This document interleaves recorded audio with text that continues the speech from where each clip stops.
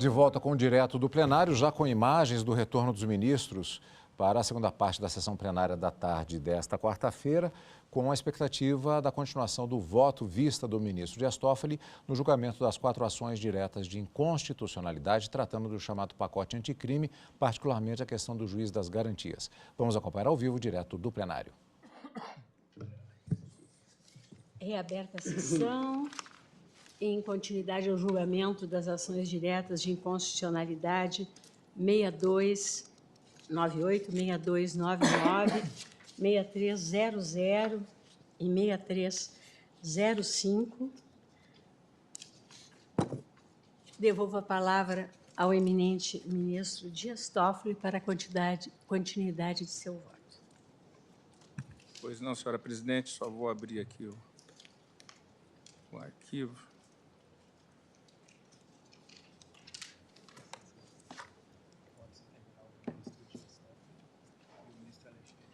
Agora abordo, senhora presidente, a possibilidade de arquivamento direto do procedimento investigatório dentro do Ministério Público, sem informar os investigados ou passar por controle externo. Como já anteriormente falara, todos têm que ser informados e, evidentemente, que assim também deverá ser, por consequência, o seu arquivamento. Inquérito policial possui duplo controle, sendo exercido pelo MP e pelo magistrado. As investigações conduzidas, tanto na abertura quanto no arquivamento. Assim também deve ser em relação às investigações que, por força de decisão desta Corte, passaram a ter no Ministério Público possibilidade de curso. Por isso, proponho, na parte dispositiva de meu voto, a fixação de prazo de até 30 dias, aberto para rediscussão, se os eminentes colegas entenderem de aderir a essa necessidade, evidentemente, para os representantes do Ministério Público encaminharem, sob pena de nulidade, todos os PICs e outros procedimentos de investigação criminal, mesmo que tenham outra denominação, ao respectivo juiz natural, independentemente de o juiz das garantias já ter sido implementado na respectiva jurisdição. É essencial o controle judicial de todos os atos praticados nos procedimentos de investigação, com o propósito de garantir a regularidade e observância do devido processo legal.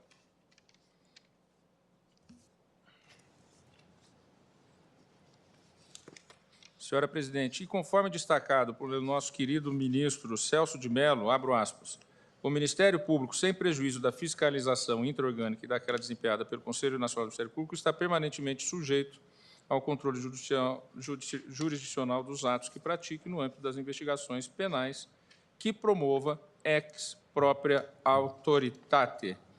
HC 89.837, relator ministro Celso de Mello, segunda turma.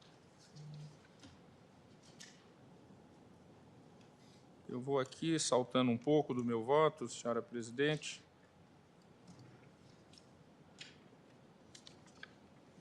E assim eu digo que, a fim de assegurar o equilíbrio entre o poder investigativo do órgão ministerial e a salvaguarda dos direitos e garantias constitucionais dos investigados, voto pela atribuição de interpretação conforme aos incisos 4, 8 e 9 do artigo 3º-B, de modo que todos os atos praticados pelo Ministério Público como condutor de investigação penal se submetam ao controle judicial. Abertura, os atos praticados e o seu arquivamento.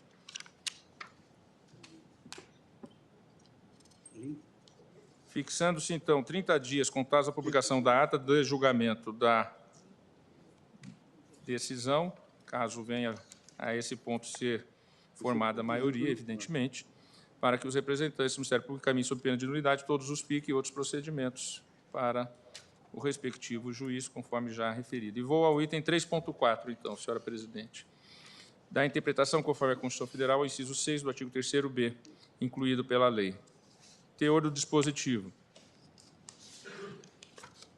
Prorrogar a prisão provisória ou outra medida cautelar, bem como substituí-las ou revogá-las, assegurado, no primeiro caso, o exercício do contraditório em audiência pública e oral na forma do disposto nesse Código ou em legislação especial pertinente. Conforme destacado pelo eminente relator ministro Luiz Fux, abro aspas, a toda evidência, a previsão de audiência pública oral para a prorrogação de medidas cautelares e para a produção antecipada de provas no inquérito inviabilizaria por completo a efetividade da investigação. De fato, assiste razão, ao meu ver, ao relator ao afirmar que a publicidade nos casos de medidas de interceptação telemática, prova antecipada, das quebras de sigilo bancário ou fiscal, prova antecipada, de busca e apreensão, prova antecipada, entre outros, pode, evidentemente, e podemos dizer praticamente assertivamente, frustram, né, por completo, se for dada em audiência a informação de que haverá esses tipos de constrições. E, com isso, perde por completo a efetividade das cautelares necessárias ao processo investigatório. Não obstante a audiência pública, digo eu, e oral seja consentânea com máxima eficácia do contraditório, sua previsão de forma obrigatória pode inviabilizar por completo o resultado útil do processo.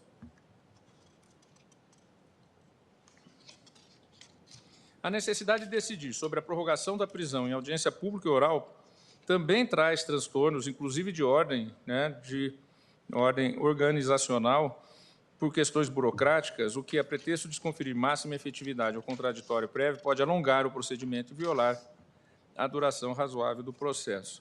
E aqui não está no voto escrito, mas é evidente que nós mesmos aqui recebemos milhares e milhares de habeas corpus, ou seja, a jurisdição, né, a partir do juízo das garantias, depois do juiz do processo da instrução e julgamento, e com as possibilidades de habeas corpus junto aos tribunais locais, depois ao Tribunal Superior e, por fim, ao Supremo Tribunal Federal, mostram que, evidentemente, esses atos estão sob a constante supervisão do Poder Judiciário nas suas instâncias todas. Então, eu aqui só tenho uma questão de redação de divergência com o ministro Luiz Fux. Estou a concordar com o núcleo ideológico da sua proposição, mas numa outra redação, ministro Fux, nessa maneira dialógica e sempre com a amizade que nós temos. Eu concordo com os fundamentos invocados pelo relator, mas proponho uma redação diversa, no sentido de conferir a interpretação conforme a Constituição Federal ao inciso 6º do artigo 3º-B, para prever que o exercício do contraditório será preferencialmente em audiência pública ou oral. Então, aqui eu ficaria acompanhando o relator nos seus fundamentos com essa interpretação conforme. Ou seja, não é obrigatória, é preferencial. Item 3.5, da interpretação conforme a Constituição Federal, o inciso 7 do artigo 3º-B. Acompanho a interpretação conforme proposta pelo ministro Luiz Fux, da seguinte forma: redação original. Redação da lei. Decidir sobre o requerimento de produção antecipada de provas consideradas urgentes e não repetíveis, assegurados o contraditório e ampla defesa em audiência pública e oral. Proposta do ministro Luiz Fux, a qual adiro.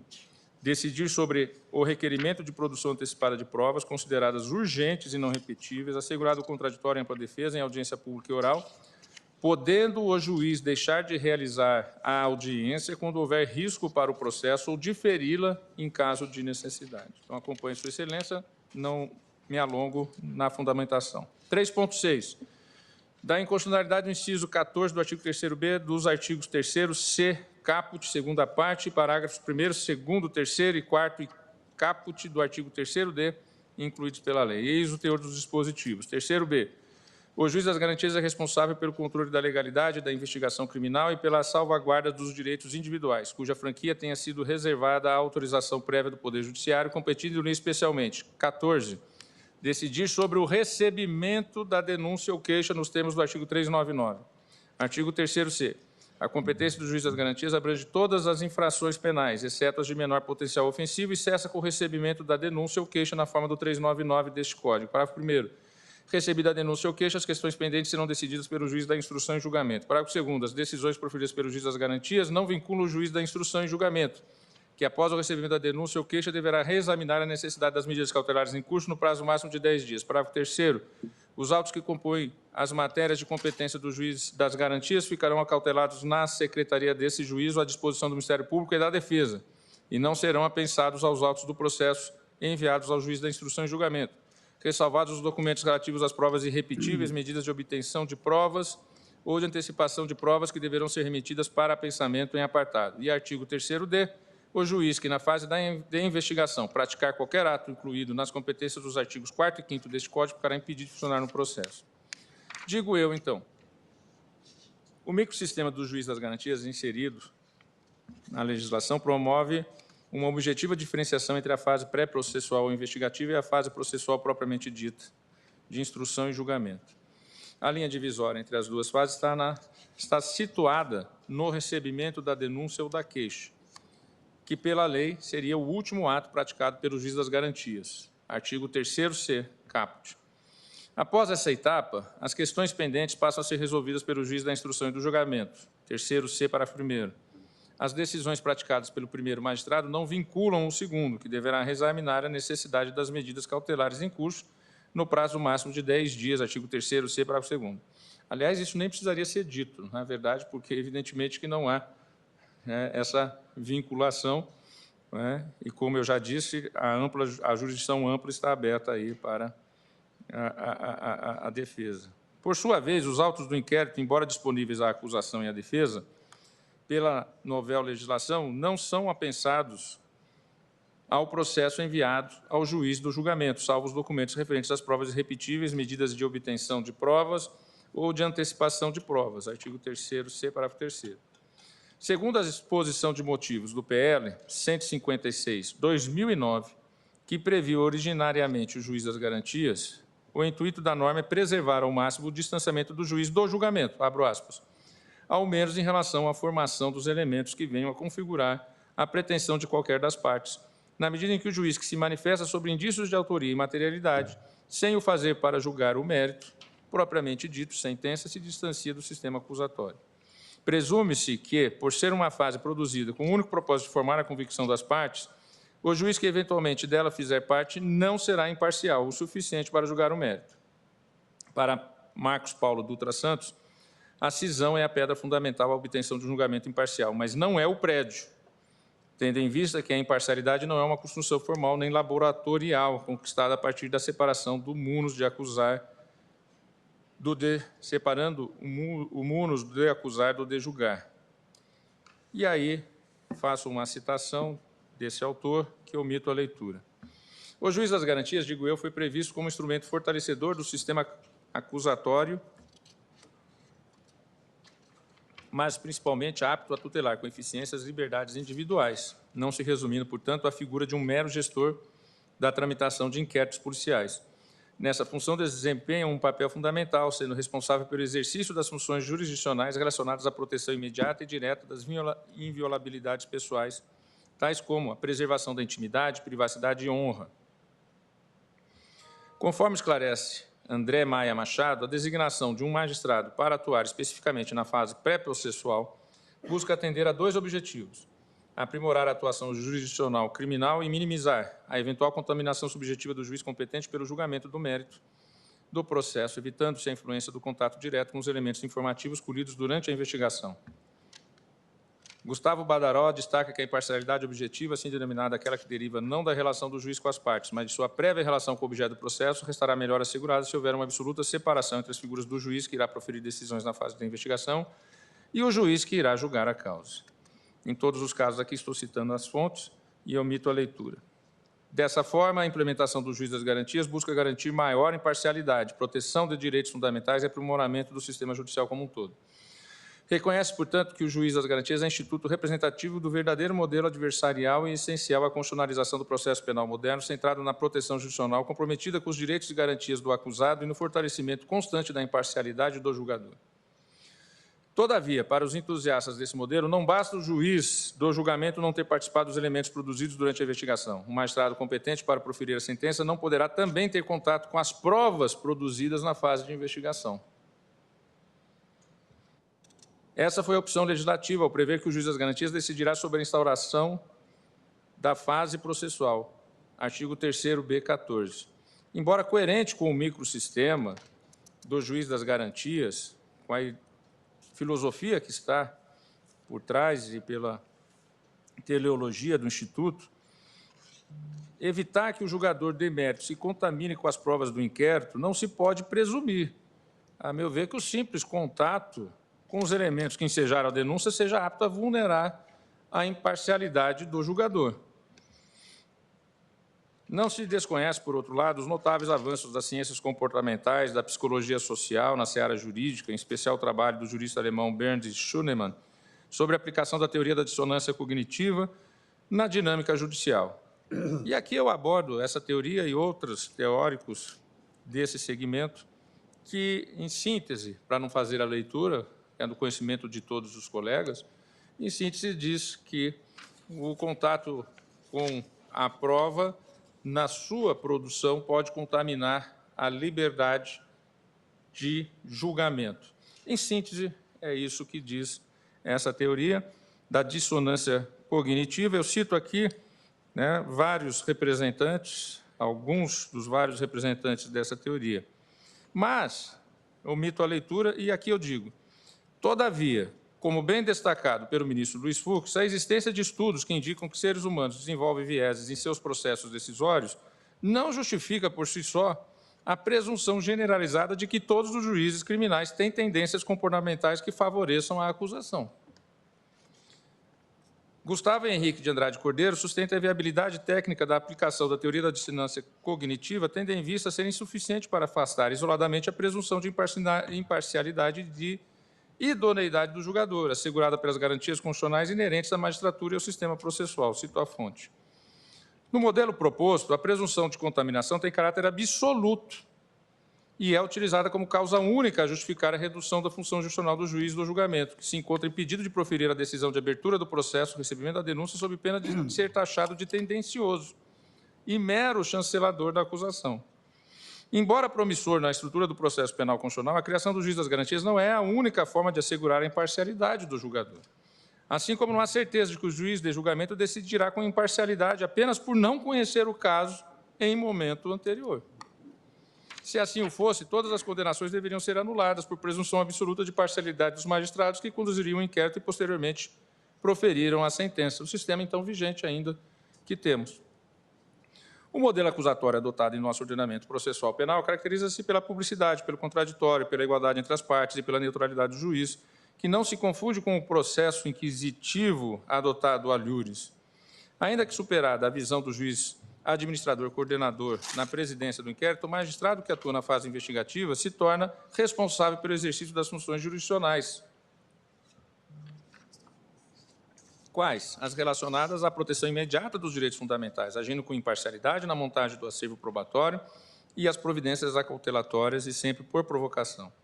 Embora se reconheça que a implantação do juiz das garantias seja salutar para evitar que decisões prévias afetem o processo posterior, deve-se considerar a preservação das demais garantias que formam o processo penal constitucional, destacando-se o juiz natural, a independência funcional, o livre convencimento motivado e o devido processo legal.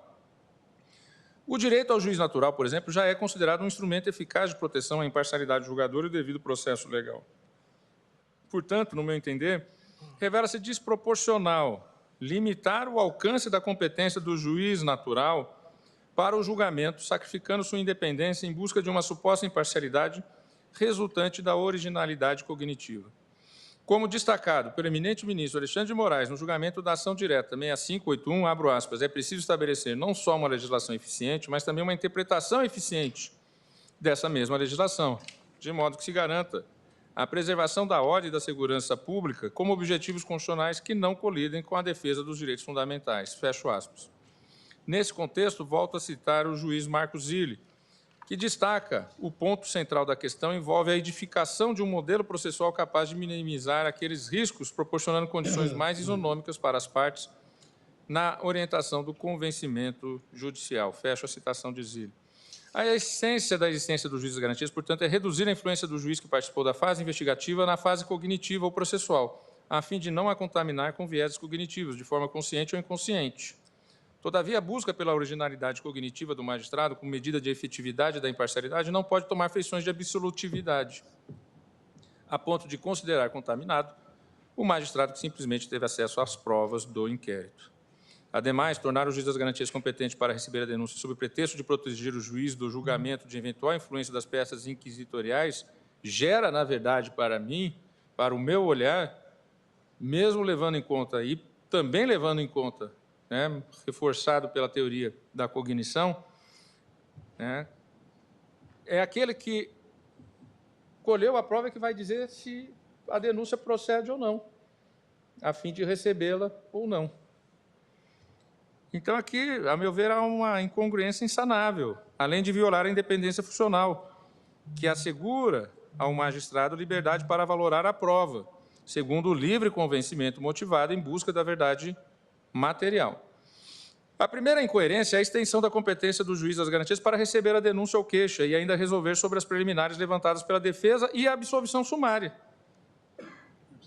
O 396 ficaria para o juiz que fez a instrução investigatória e não a instrução judicial, propriamente dita, da fase de julgamento.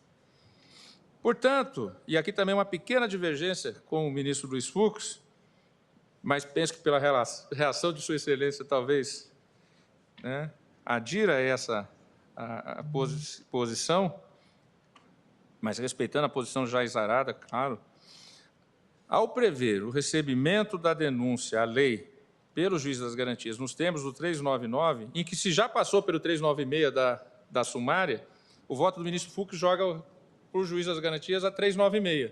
Exatamente, é porque aí houve o que eu denominei de erro legístico. Eles fizeram remissão a um artigo em que o juiz recebe a denúncia e segue a instrução. Eu procurei não tocar nesse artigo, porque eu entendi com Vossa Excelência que realmente é uma incongruência.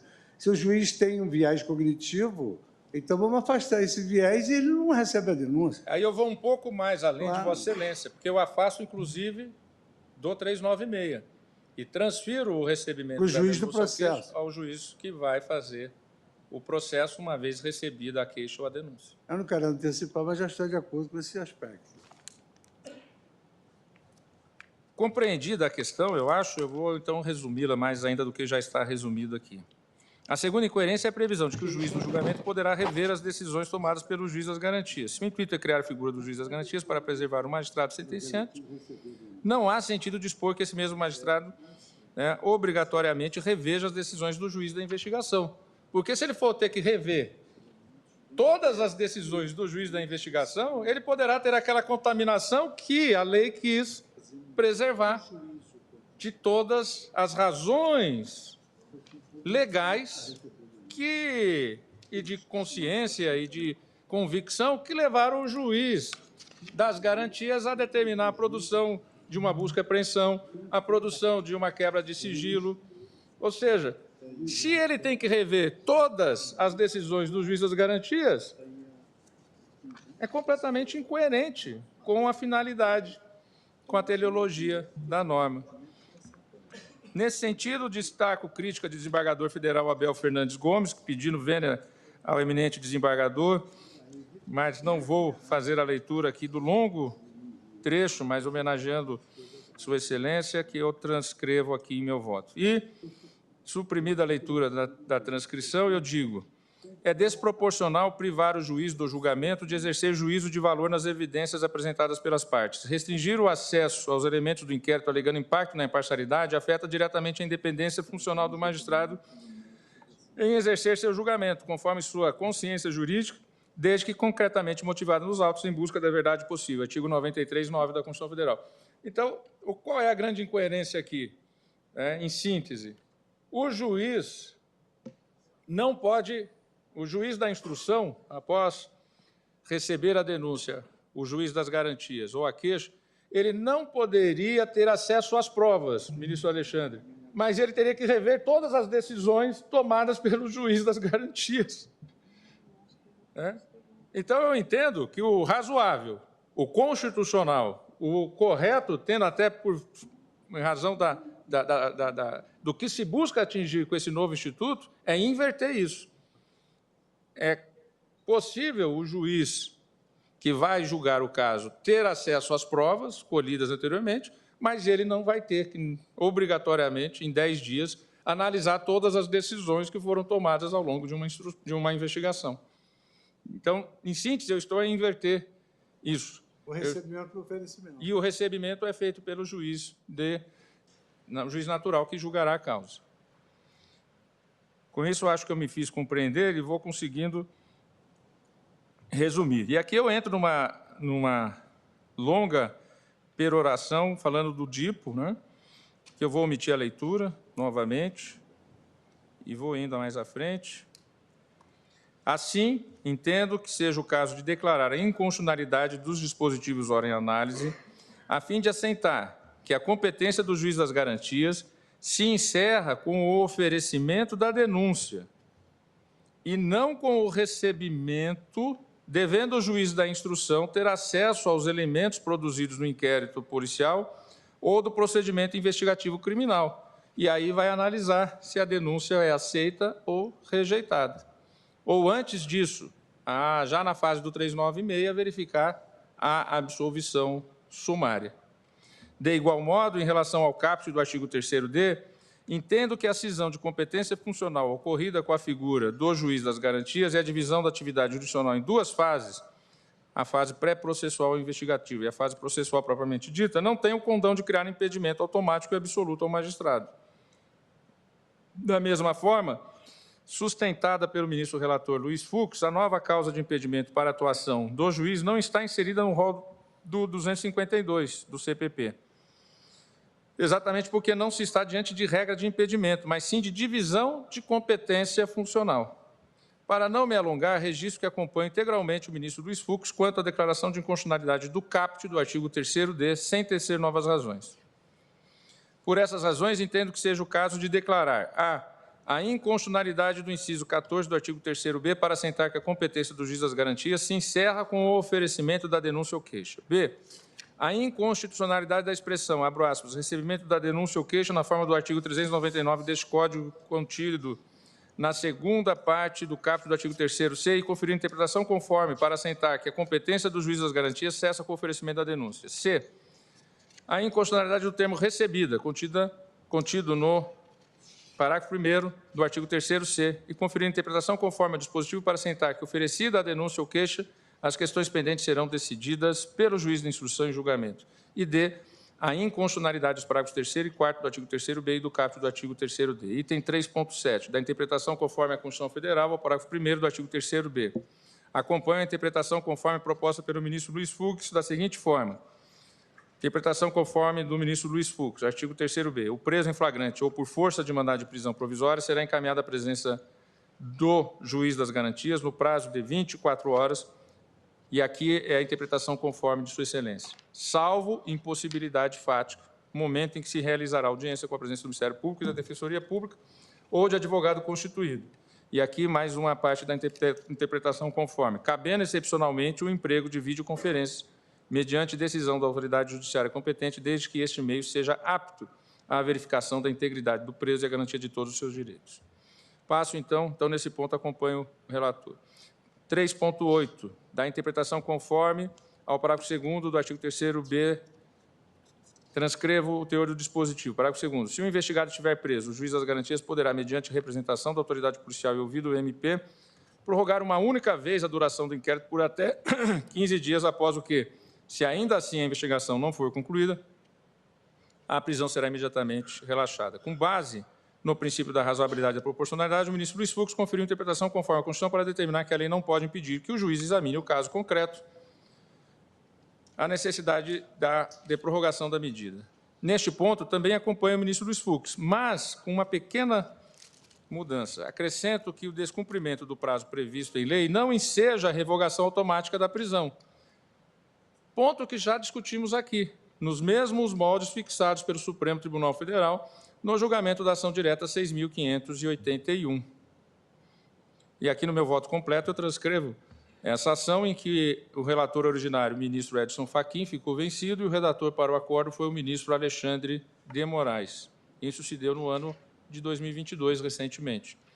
Assim sendo, neste ponto, confiro interpretação conforme a Constituição, parágrafo 2º do artigo 3º-B, para assentar que, primeiro, o juiz pode decidir de forma fundamentada, reconhecendo a necessidade de novas prorrogações diante de elementos concretos e da complexidade da investigação, no mesmo sentido da proposta do ministro Luiz Fux. E, segundo, a inobservância do prazo previsto em lei não implica revogação automática da prisão preventiva, devendo o juízo competente ser instado a avaliar os motivos que a ensejaram nos termos da ação direta 6.581, relator ministro Edson Fachin, relator para o acordo ministro Alexandre de Moraes, Tribunal Pleno, 3 de maio, Diário da Justiça, 3 de maio de 22. Item 3.9, senhora presidente. Estou quase virando jockey de... como é? Locutor de hipódromo. Locutor de hipódromo. 3.9, da interpretação conforme a Constituição Federal, mas acho que com mais 15 minutos consigo concluir e encerrar com a parte dispositiva. Da interpretação conforme ao caput do 3º-C, primeira parte. Conforme apontado pela MB e pela JUF, o juiz das garantias, da forma como foi instituído pela lei, não se aplica aos tribunais. O diploma legal não contém nenhuma referência nesse sentido. Ademais, os processos dos tribunais superiores são regidos pela Lei 8.038 de 1990, a qual, no artigo 2º, afirma expressamente que o relator escolhido na forma regimental será o juiz da instrução. Essa norma não foi alterada pela Lei 13.964. Por sua vez, a Lei 8.658 de 93 estendeu as normas dos artigos 1º a 12, inclusive da Lei 8.038 de 90, às ações penais de competência originária dos tribunais de justiça dos Estados e do Distrito Federal e dos tribunais regionais federais. Além disso, conforme demonstrado anteriormente, o juiz da garantia tem como objetivo amenizar os riscos de contaminação subjetiva do julgador e reforçar a imparcialidade do juiz. Ocorre que nos tribunais as ações penais são julgadas por órgão colegiado, forma de julgamento que já garante um incremento na imparcialidade. De fato, tal como consignado no julgamento da ação direta 4.414 Alagoas, relator ministro Luiz Fux, a colegialidade por si só é fator de reforço da independência e da imparcialidade judicial. Nesse sentido, vale mencionar a dissertação de mestrado de André Valadares Garcia Leão Reis, a qual enumera os 4 fundamentos da colegialidade. São eles: 1, a despersonificação; 2, a contenção do arbítrio individual; 3, a abertura a várias vozes e ao desacordo; e 4, o reforço das chances de acerto. Cito a fonte. Aqui eu cito mais um pouco da sua obra, vou pedir licença para omitir a leitura e digo eu mais adiante. A própria Lei 13.964 reconhece a colegialidade como elemento de reforço à imparcialidade. O artigo 13 acrescentou a Lei 12.694, 2012, que dispõe sobre o processo de julgamento colegiado em primeiro grau de jurisdição de crimes praticados por organizações criminosas. O artigo 1º-A, que faculta aos tribunais de justiça e aos tribunais regionais federais a instalação de varas criminais colegiadas com competência para o processamento e julgamento dos crimes relacionados a organizações criminosas armadas, ou seja, já há previsão na legislação nacional de que, nesses locais em que há crime organizado, os tribunais possam instituir, né? E isso foi objeto exatamente também daquela ADIM que o eminente ministro Luiz Fux foi relator, que citei aqui de Alagoas. De acordo com o parágrafo 1º do artigo 1º-A, essas varas colegiadas são competentes para atuar tanto na fase investigativa quanto na etapa processual, instrução e julgamento. Portanto, nessa hipótese específica, a Lei do Juiz das Garantias dispensou a cisão de competência entre as fases investigativa e processual. As 2 etapas ficarão a cargo de um órgão colegiado. A própria lei o fez, fator que, por si só, já reforça a imparcialidade. Também é forçoso concluir que não procede a alegação dos requerentes de que a lei do Juiz das Garantias, ao prever para o juiz de primeiro grau e não o fazer para os tribunais e nem para as varas criminais colegiadas, teria violado o princípio da isonomia, por gerar uma assimetria de tratamento legislativo. O fato de não se aplicar aos colegiados não quer dizer que ela é inconstitucional para o juízo singular, por isonomia entre as instâncias.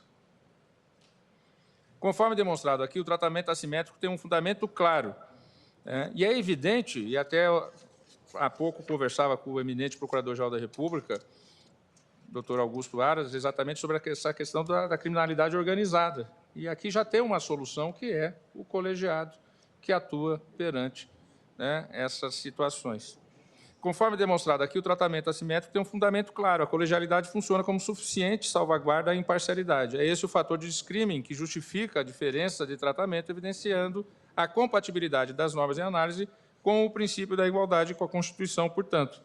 Do mesmo modo, deve ser afastada a aplicação do juiz das garantias dos processos de competência, e aqui eu avanço um pouco.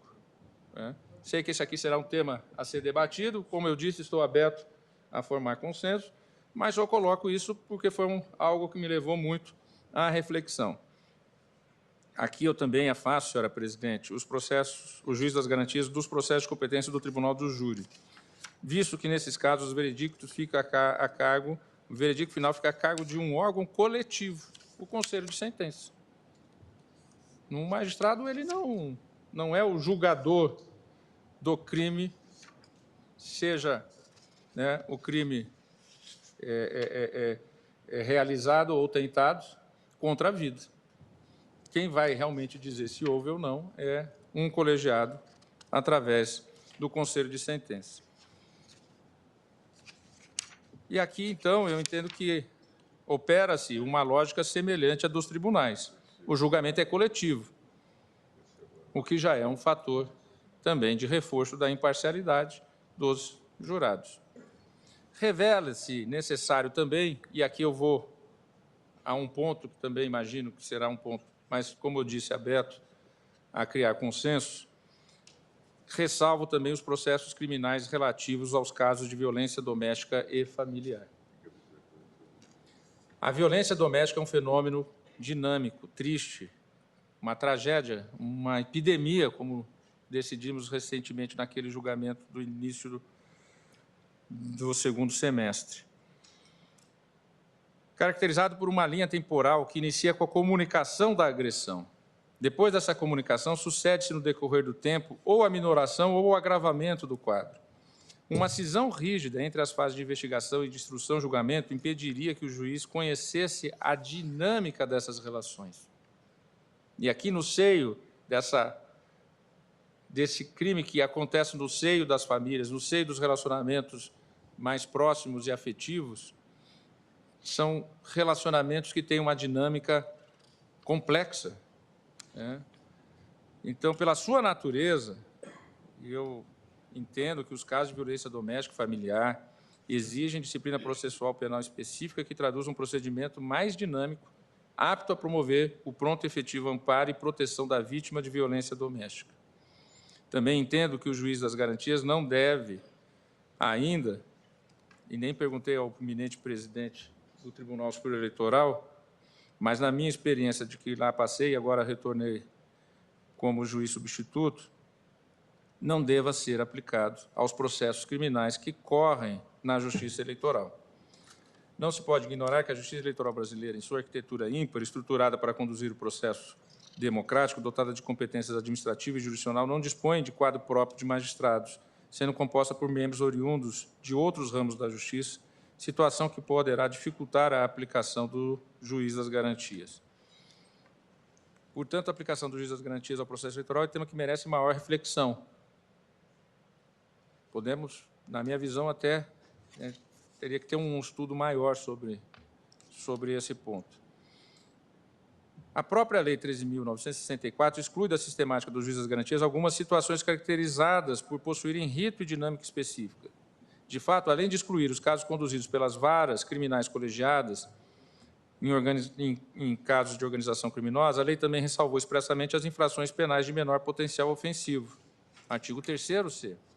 Tendo em vista, essencialmente, a simplicidade do rito dos juizados especiais criminais, incompatível com a rígida separação entre a fase investigativa e a fase processual pressuposta pela sistemática do juiz das garantias. A propósito das ressalvas aqui mencionadas, foram objeto de recomendação do Procurador-Geral da República e da nota encaminhada pela Associação dos Magistrados Brasileiros, AMB, dentre uma série de propostas, então, encaminhadas ao GT, instituído no Conselho Nacional de Justiça, lá em final de 2019, para a elaboração de estudo relativo à aplicação da lei. Ante exposto, voto no sentido de conferir interpretação conforme a Constituição quanto à primeira parte do caput do artigo 3º-C para esclarecer que as normas relativas ao juiz das garantias não se aplicam às seguintes situações. A. Processos de competência originária dos tribunais, os quais são regidos pela Lei nº 8.038, 1990. B. Processos de competência do Tribunal do Júri. C. Casos de violência doméstica e familiar. E D. Processos criminais de competência da Justiça Eleitoral. Item 3.10. Da constitucionalidade do artigo 3º-F. Ministro Toffoli, permite só um rápido. Eu vi que Vossa Excelência, pelo menos na tabela, retira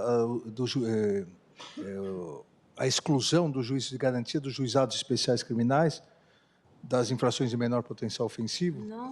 A própria lei o faz. Não, então a lei faz, mas na tabela, Vossa Excelência mantém, então, Mantém, a exclusão. Eu fiquei em dúvida na tabela. Não, até porque não há inquérito nos juizados, né? Era uma dúvida só, obrigado. Artigo 3º-F. o juiz das garantias deverá assegurar o cumprimento das regras para o tratamento dos presos, impedindo o acordo ou ajuste de qualquer autoridade com órgãos da imprensa para explorar a imagem da pessoa submetida à prisão sob pena de responsabilidade civil, administrativa e penal. Parágrafo único. Por meio de regulamento, as autoridades deverão disciplinar em 180 dias o modo pelo qual as informações sobre a realização da prisão e a identidade do preso serão, de modo padronizado e respeitada a programação normativa aludida no caput deste artigo, transmitidas à imprensa, assegurados a efetividade da persecução penal, o direito à informação e a dignidade da pessoa submetida à prisão. Fecho a leitura dos dispositivos. E aqui eu abro um parênteses, fora do voto escrito, para dizer que praticamente nunca apareceu na imprensa alguma medida constritiva que eu determinei. Por quê, ministro Zanin? Porque nas decisões que eu profiro de investigações, como busca e apreensão em residência ou em sedes administrativas, decisões que vão ter operações que vão atuar agentes da polícia, agentes do Ministério Público, agentes da advocacia, porque às vezes envolve escritório de advocacia e tem aí a participação da OAB, eu sempre coloco a deliberação de que é vedada a divulgação de qualquer ato daquela operação, é vedado a todos os agentes darem entrevista e a todos de mencionarem ou exporem aquele que é investigado. Isso eu coloco como decisão judicial e determino que todos assinem um termo de ciência dessa determinação judicial, sob pena de, então, estarem cometendo um crime de desobediência. Sempre o fiz aqui na jurisdição investigativa, doutor Augusto Aras, essas determinações, porque, e aí todos já sabem, eu concordo exatamente com o que está colocado na legislação. Aliás, o ministro Gilmar Mendes, que é um grande conhecedor da legislação alemã, sempre dizia isso. Na Alemanha, inclusive, os nomes dos investigados, enquanto ainda não há denúncia apresentada, são proibidos de serem divulgados. Ministro Gabriel Crédito, eu conduzi uma investigação contra um ex-presidente da República, um inquérito, e não deixei vazar uma linha sequer. Chamei o delegado, disse que aqui não vaza nada, e de fato não vazou. E é o que o espírito da lei traz, agora positivado. Por isso, evidentemente, eu estou aqui nesse ponto, concordando com a inovação legislativa, porque, a meu ver, ela concretiza os direitos à vida privada, à intimidade, à imagem, à honra, à integridade física e moral e à presunção de inocência. Até porque essa pessoa pode ser inocentada lá na frente e se verificar, mas mesmo que assim não fosse, se culpada for, ela depois pagará por isso. O que ela não pode pagar a sua pena antecipadamente e ainda a pena que o Estado vir a impor a ela. Porque, além da pena que ela vai cumprir, por exemplo, num regime fechado, ela já cumpriu uma pena ainda em liberdade que não tem previsão legal, de humilhação, de absoluta possibilidade, inclusive, de um linchamento moral ou até físico e de violências, não só a ele, como aos seus familiares e aos seus próximos. Portanto, a inovação garante os direitos e garantias fundamentais do artigo 5º, inciso 10, inciso 49 e 57, dispõe sobre a responsabilidade do magistrado em garantir e assegurar o cumprimento desses direitos. Busca-se ainda impedir o acordo ou ajuste de qualquer autoridade com órgãos da imprensa. Aquele que está sendo preso, evidentemente, que muitas vezes vai fazer ali, eu autorizo o uso da minha imagem, ele está numa situação de um constrangimento tão grande que não tem como dizer não. Pois bem, para o ministro relator Luiz Fux, abro aspas, a norma ora sob julgamento, a pretexto de tutelar a privacidade e intimidade dos presos, traz limitação inconstitucional às liberdades comunicativas, as quais, na jurisprudência histórica do STF, têm dimensão preferencial, fecho aspas, em que pese a bem fundamentada posição adotada por Sua Excelência, ministro Luiz Fux, peço vênia e entendo que os dispositivos fortalecem o arcabouço constitucional de proteção à imagem e consagram com nitidez o direito à autoexposição pessoal de não ser fotografado ou de ter seu retrato exposto em público sem o devido consentimento.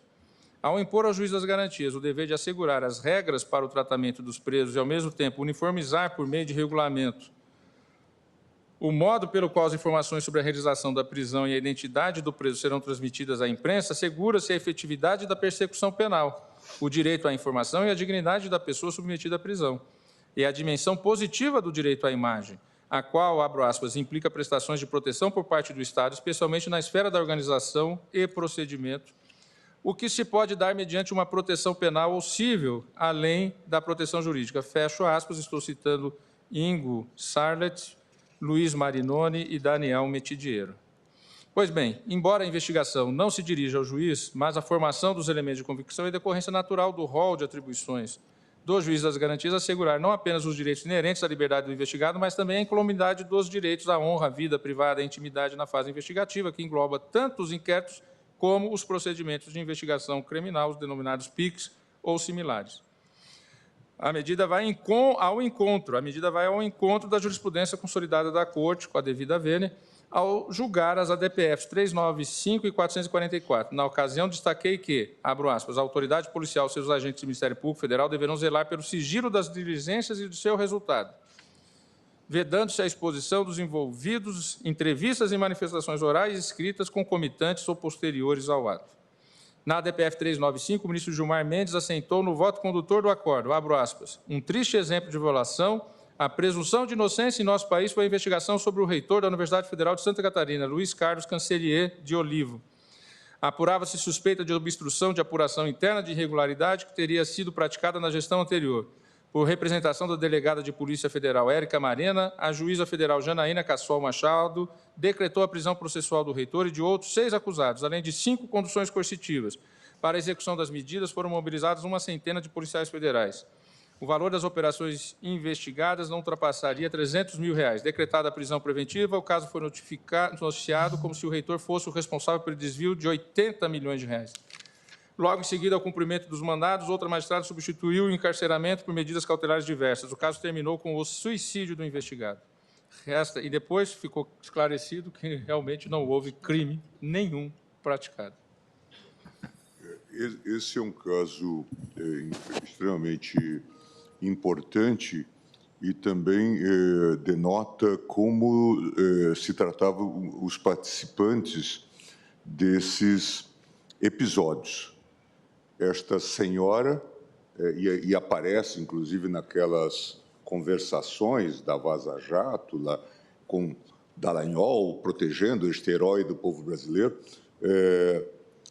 aparece este personagem dizendo que iria proteger esta senhora Marena, que depois é promovida a uma integrante muito sobranceira do governo Bolsonaro, integrando a equipe também do impoluto Sérgio Moro. O Brasil, como nós sabemos, produziu essa espécime rara de combatentes de corrupção que gostavam, ministro Fux, muito de dinheiro.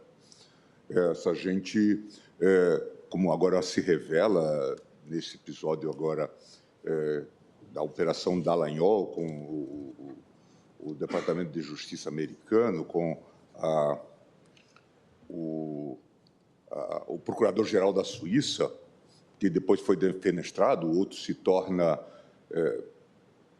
procurador, agora advogado no Brasil, atuando inclusive por esse tipo de intermediação. Isso produz um resultado realmente interessante. Eu já tinha falado em outra oportunidade que o juiz de garantia, o ministro Toffoli dá oportunidade para isso, nos oferece uma chance de uma fuga para frente, de encerrar esse capítulo extremamente melancólico do aparato judicial brasileiro, porque não é só da justiça, é de todo o conjunto, promotores, juízes e procuradores. Hoje eu tinha trazido até uns cacos aqui para relembrar essas conversas desses personagens, essa combinação de ações e procurador levando para o juiz a denúncia. O ministro Zanin trabalhou com isso. Será que está certo, está errado?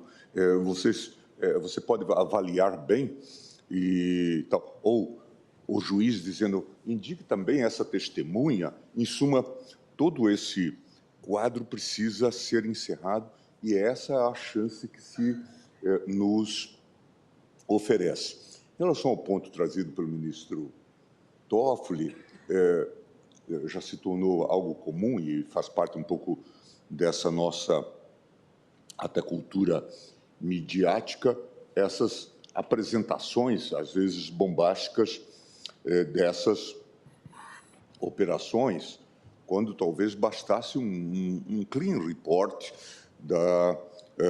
do judiciário dizendo o que foi feito e encerrando, então, essas operações. Eu me lembro que o ministro Toffoli sempre tem chamado a atenção para essas medidas, agora o ministro Barroso também, em que se acautelam para que não haja maiores danos, até porque depois, em muitos casos,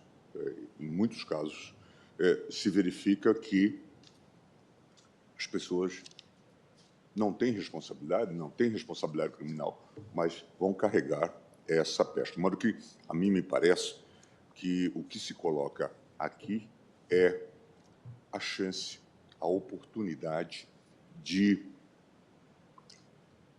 organizar essa fuga para frente, sem que a gente fique olhando para trás, embora a gente tenha a obrigação de relembrar esses episódios. Esses dias, eu estava, quando veio à tona novamente esse episódio dos 2,5 bilhões da chamada Fundação Dallagnol, e aí até uma ironia, isto só não foi implementado graças à liminar dada aqui pelo ministro Alexandre, e veja que naquele momento o quadro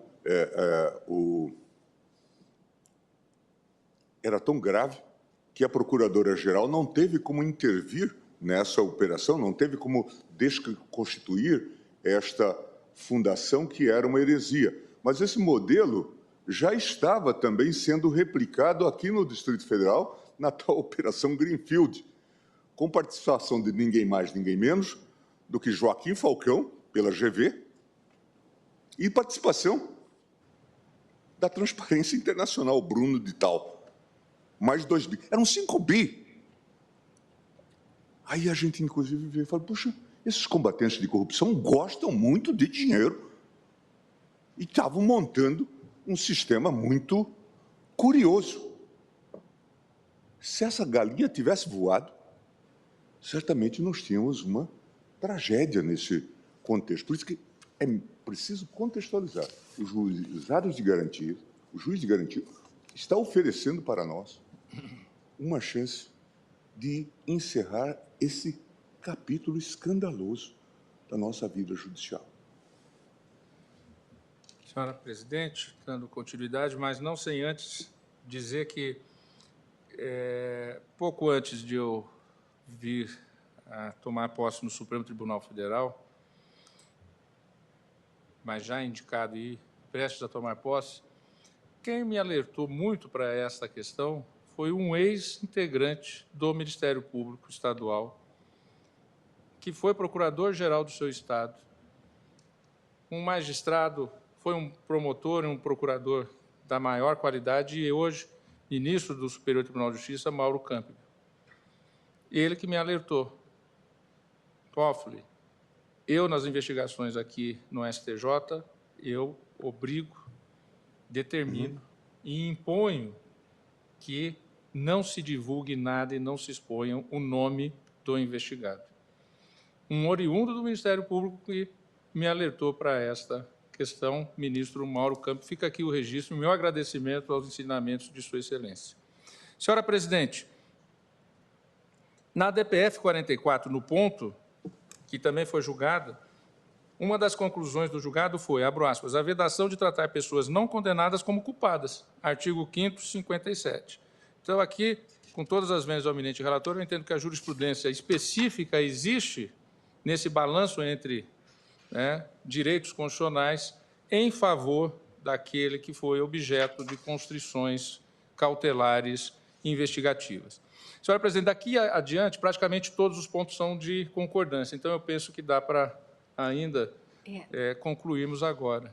Pois é, ministro Dias Toffoli, eu estou com uma dificuldade objetiva, porque marcamos para as 18h30 a visita da Corte Constitucional do Quênia, que vem a presidente, vice-presidente, 3 juízes constitucionais, além do embaixador.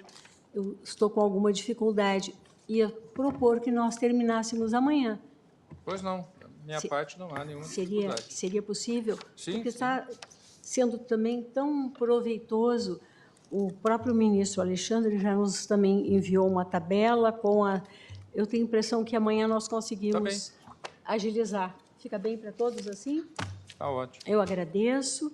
Fazemos o registro, né, provisório de que houve o voto vista proferido pelo... Foi proferido... Eu acompanho parcialmente, estou acompanhando parcialmente. Acompanhando, abrindo divergência parcial com relação ao voto do eminente relator e que terá continuidade amanhã, foi suspenso em função do horário. Senhora presidente, só uma pequena Pois não. observação. Eu estava cotejando aqui as planilhas e eu verifiquei, por exemplo, só para dar um exemplo, verifiquei, por exemplo, que nós, na essência do dispositivo, nós temos concordâncias, muitas concordâncias. Então, como nós temos adotado a prática da deliberação per curiam, para que haja, eu pretendo aguardar toda a manifestação do colegiado para depois, então, verificar, através dessa técnica per curiam, onde que eu posso reajustar aqui e ali o meu voto. Agradeço a Vossa Excelência, agradeço a presença de todos, desejando uma excelente noite, declaro encerrada a sessão.